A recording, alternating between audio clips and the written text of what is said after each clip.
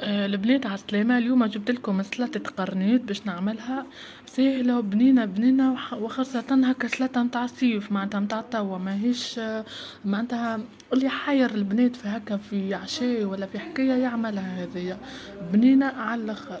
باش نوريكم الوصفة كيفاش سهلة، هي راه ما فيها حتى شيء. جبت لهنا البنات الصحفة هذيا فيها 4 كعبات طماطم، كعب راهما، وشطر بصلة.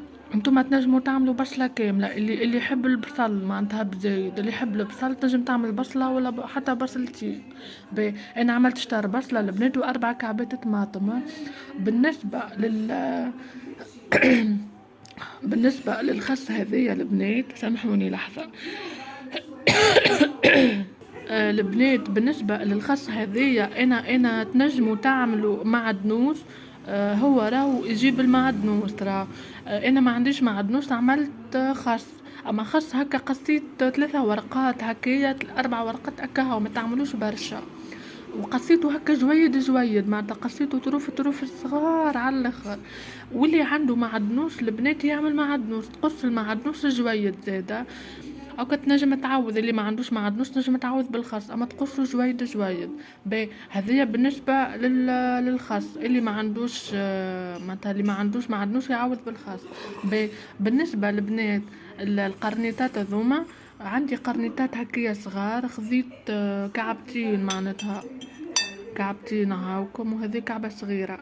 باهي تنجموا تعملوا مثلا قرنيطة البنات كبيرة تصمتوها، تنصفوها بالطبيعة، تصمتوها في الماء مع شوية فلفل أكحل وشوية رند البنات، أو ورقة رند دوكا ترميوهم في الماء أكا هاو، ما تعملوش الملح.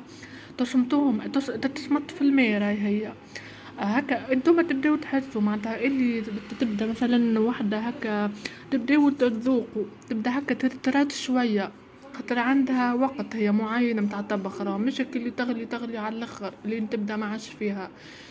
ماذا بيكم هكا شطر سمطان البنات هكا باش تبدا هكا يابسه وما تبداش هكا باش نفسرها لكم. معناتها ما تبداش اللي طايبه برشا، تبدا في شطر طياب، ما تفهم كيما المقرونه بالضبط، عباره في تعمل مقرونه. المهم البنات هاوكا اسمتها، هاوكا باش نقصهم تويكا حبيت نوريه لكم. باش نقصها بالسكينه ولا بالمقص، تقص هكا طروف صغار على الاخر، تقصوهم طروف. بالنسبه للتفويح البنات نخلطهم هذوما مع بعضهم بعد ما نقص القرنيط. بالنسبه للتفويح لحظة بركة نعملهم وبعد نرجع لكم باش نقولكم على التفويح. البنات هاني عاودت رجعت لكم، قصيت الوحدة خاطر تشد وقت، قصيتهم هكا طروف صغار نوريه لكم. هكا تقصون بلا مرة قصيتهم البنات بالمقص، هكا تقصوا بالمقص، يبدا عندكم مقص متاع كوجينة تستعملوه تقصوا بتويكا البنات. حطيتهم مع بعضهم الكل باش نقولكم على التفويحة. عندي لهنا البنات فلفل اكحل هذا باش نحط شوية مغرفة صغيرة، وعندي شوية ملح كيف باش نحط شوية، وعسرة قارص البنات، وشوية زيت زيتونة ولا زيت نباتي كما انت تحب.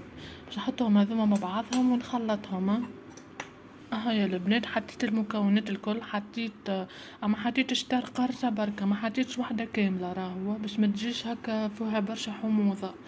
وحطيت الملح فلفل اكحل وزيت زيتونة تويكا باش نخلطهم مع بعضهم الكل حتى السلطة متاعك تبدا مزيتة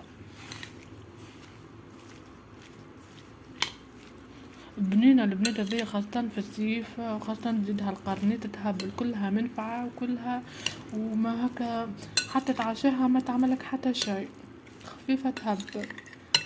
بالنسبة للناس اللي تحب القرنيط البنات راه خاطر فما برشا ناس ما يحبوش القرنيط، اما بنين راهو القرنيط فيه فوائد يهبل. هاو مثلا نكمل نخلطها، لازم الفاح يدخل في بعضه خاطر حطيت فلفل اكحل وملح.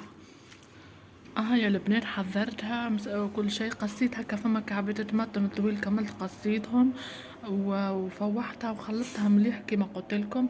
ان شاء الله تعجبكم البنات السلطه هذه، راهو جربوها بنينه على الاخر وسهله. وزيدي فما برشا سلايط اخرين غير هكا شويه وقت ونهبط لكم بالحاجه كل مره نهبط لكم حاجه.